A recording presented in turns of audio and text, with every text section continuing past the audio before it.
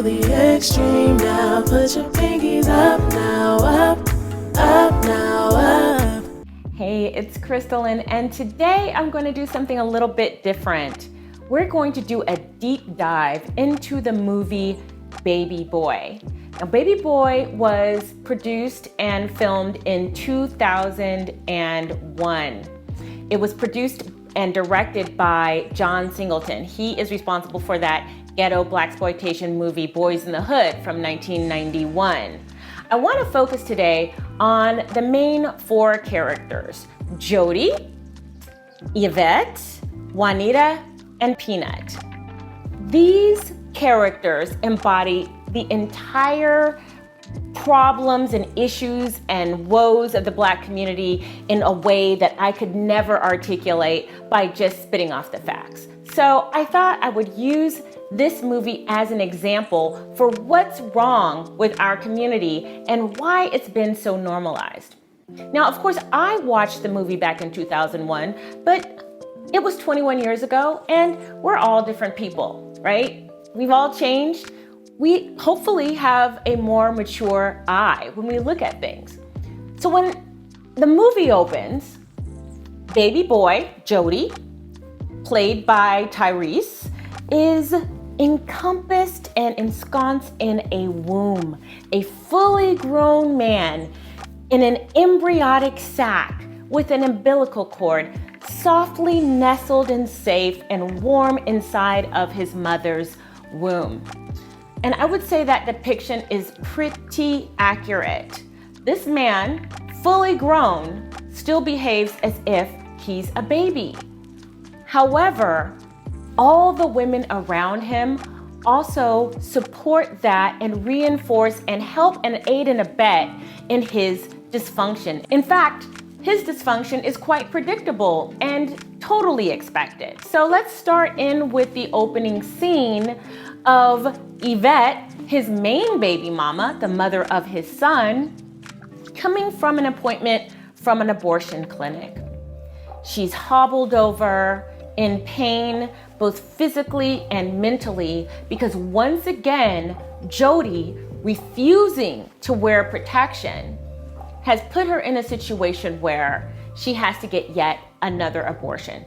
She's had multiple abortions since the birth of their son because Jody absolutely refuses to do the basic form of protection, and that is to wear a rubber to catch his baby batter. He can't even protect her from himself. So she's upset. He's trying to cater to her. She's not interested. Oh, and did I mention that he had to get the money for her abortion from his mother? And why? Because he ain't got no job. Another problem with this movie is that both Jody's baby mamas, Yvette and Peanut, Yvette has the son, Peanut has the daughter, are both engaged in involuntary man-sharing relationships. They're both sleeping with him, they both have children by him, but they both don't know that he keeps going back and forth between them. We talk about this a lot. In our community, there's a lot of women who are engaged in these multiple partner relationships without their knowledge. Baby boy, Jody, says the one thing that he's good at is making pretty babies. Yeah, he makes pretty babies that he leaves the women to raise for themselves because he absolutely has nothing to contribute. And everybody walks around like it's perfectly normal. But I don't want to just pick on Jody because, it takes two. I want to talk about Yvette for a second. Yvette has an apartment. She's raising her son alone. She has a job. She has a car. She is responsible for 100% of the care of their child together. And she still wants Jody to move in with her. The question is, why? Why is it so important for her to have him to move in with no job, no talk of marriage, no commitment at all, and she wants them to be a family? Why? When she knows that he's actively cheating. She may not know all of the details because he doesn't tell her, but we find out later that he's a multiple philanderer who sleeps with more than just his other baby's mom, Peanut, but women all over the neighborhood. But still, she wants to make it work with him. Yet she's doing all the providing and the provision. This is very, very similar to what we talk about when we say that Black women are heads of households by 80%. These are the reasons why this happens.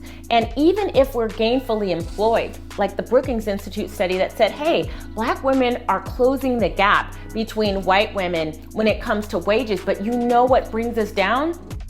Men like Jody. We're taking up the slack for the men who just are not up to snuff.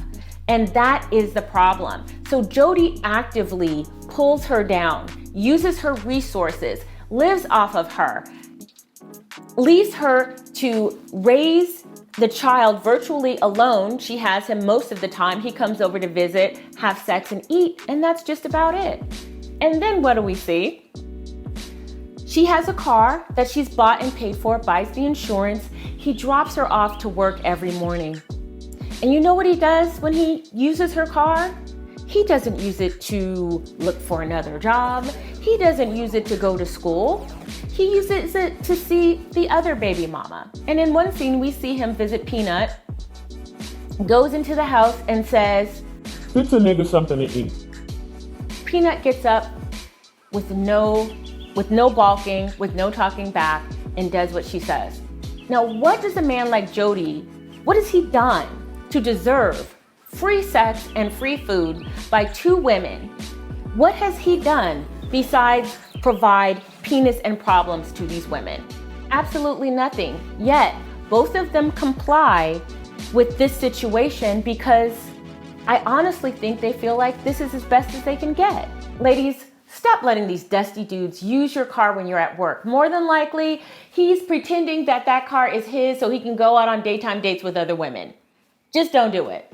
So just to summarize, Jody is a dusty man with multiple baby mamas who lives with his mother and is very comfortable doing so. He doesn't have a job and exploits the relationships that he has with both the women in his life. Another problematic issue that I found with the movie is that domestic violence is normalized. There are several scenes in which Jody does this during an argument with Yvette. And when he speaks about his mother, who happens to be dating a felon, being concerned about the fact that this new guy will be moved into the house, he'll be kicked out, and this guy will end up beating her butt like the other men did. Domestic violence is so normalized, they talk about it like it's nothing. It's almost as if it's a form of love. It's just a normal part of the relationship. So in each of these situations, we see Jody, who has not yet hit Yvette, but he threatens to do so. And there are also threats to women by other men in their lives. All of the men are losers. All of the men are bad. 100% bad choices. And we're going to talk about that a little bit more later. So here's the situation. Baby boy is just coasting along. We find out that he's been in jail. Briefly, but not too long, finds out that his brother was kicked out by his mom and then killed in the streets. It's his nightmare that he will also be killed. Yet, he's doing the things, the risky behaviors that leave him vulnerable to doing those things. There's no discussion of a career. There's no discussion of education. He's just hustling. He's selling weed. And then for a while, he gets this other hustle. Selling clothes. Apparently, he's very good at finessing women. We already knew that. He has two baby moms. But instead of actually acquiring the clothes legitimately, he's got this side hustle where he's going to the fashion district in downtown Los Angeles, paying off the truckers to steal the clothes so that he can resell them. That's his career. And that's what Yvette wants. As a husband, as a partner, as somebody to live in the house and the father of her child, girl, stop. The low expectations have got to go. This entire movie is full of struggle love situations where the men are 100% dependent, and I mean 100% dependent on the women. And in this movie also, there's a whole lot of fake hypermasculinity where men are flashing around guns, splashing around penises, but they provide nothing, they bring nothing in, but they want their women to be submissive to them. Does that sound familiar? And they want everything to be catered for their needs. They want to be able to sleep around, to have marriage type relationships without actually being married. And all of the men depicted in this movie are like that. And when we talk about Black women, you just need to choose better. Well, if this is your entire environment, and let me tell you something, I went to a university not too far from where this movie was shot. So I'm very familiar with the area. And I would say that it depicts it pretty accurately, especially in the project parts of, say, like Baldwin Hills. Yes, there's a few good guys there. I dated one of them. He wrote poetry and he ended up going to UCLA. But guess what? I looked him up on Facebook recently. He's got a kid and he's never been married. So this is an epidemic, and this is something that is just a regular schmegular thing that happens in the community. Even when you're a good guy, you're not doing the basic things that men of other races do just automatically. Now, going back to the domestic violence thing, this is very serious and it was very troubling. I cringed when I saw this. So Jody and Yvette finally get into the argument where he lays hands on her and he smacks her. She's thrown to the ground and crying. He picks her up and takes her into the bedroom and apologizes profusely. He's kissing her all over her face, telling her how much he loves her and how sorry he is. And while she's weeping, he proceeds to take off her pants. He wants to take off her pants and perform sexual acts on her to distract her from the beating he just gave her. That is so cringy and disgusting. But what is going on in this character's mind at the moment? Is he thinking that, okay, so I hit her, and the way to make it better, the way to make everything better, is to stigmatize her? And I thought it was disgusting. None of the women who were hit, which happened regularly, never reported to the police. And here we are as a community having the highest number of unreported domestic violence cases of all races of women. And this movie made it plain why that's the case. Okay, so let's talk about Jody's mother. Beautiful woman, you can tell she had him very early, but she also has problematic romantic relationships. She's currently seeing a felon who's now a lawn guy. He has his own landscaping business. Jody is pretty suspicious of him, but he's mainly worried about himself. He's a very narcissistic point of view where he's worried about his livelihood and his comfort. He's worried that his mother, Juanita, will end up kicking him out because she will choose that man over him. And throughout the movie, we see that he's starting to make his way in, and Jody gets more and more suspicious.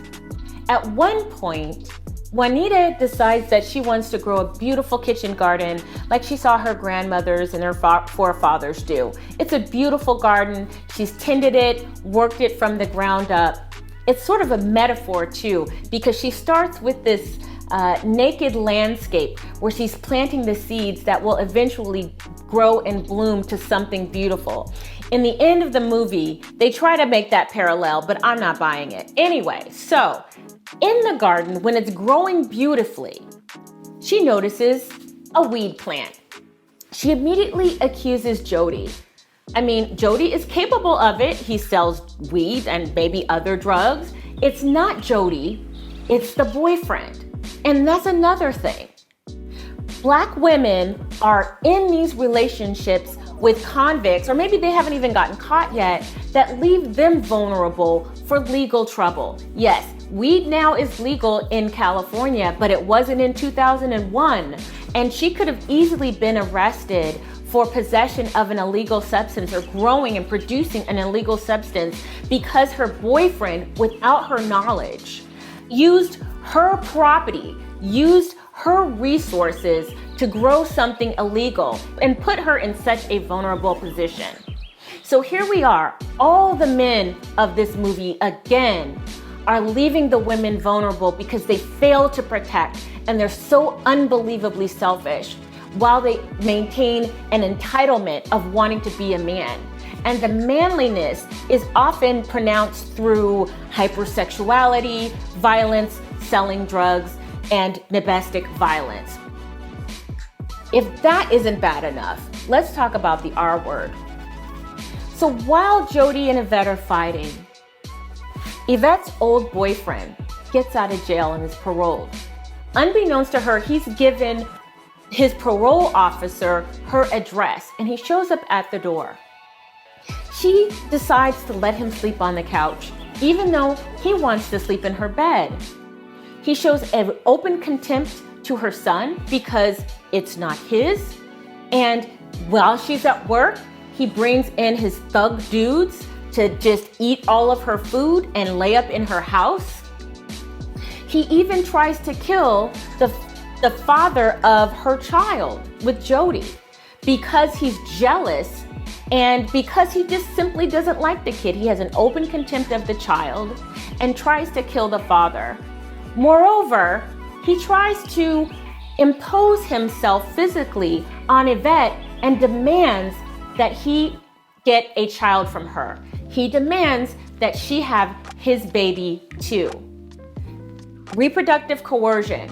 That is a form of domestic violence that we don't often talk about in this community.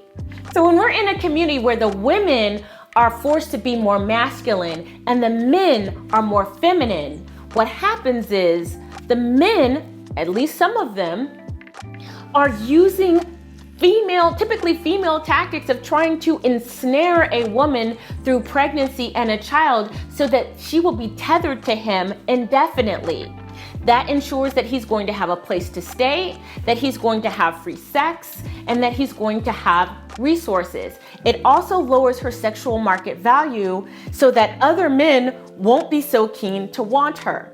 This is what happens in this community, but we don't like to talk about it. But reproductive coercion is rampant. And what we saw with Yvette's ex-boyfriend was him forcing himself upon her while showing open contempt to the child she already had and demanding that he have a child with her as reproductive coercion because the men know that the women have all the resources. And at least in this movie, all the men were totally reliant on the women.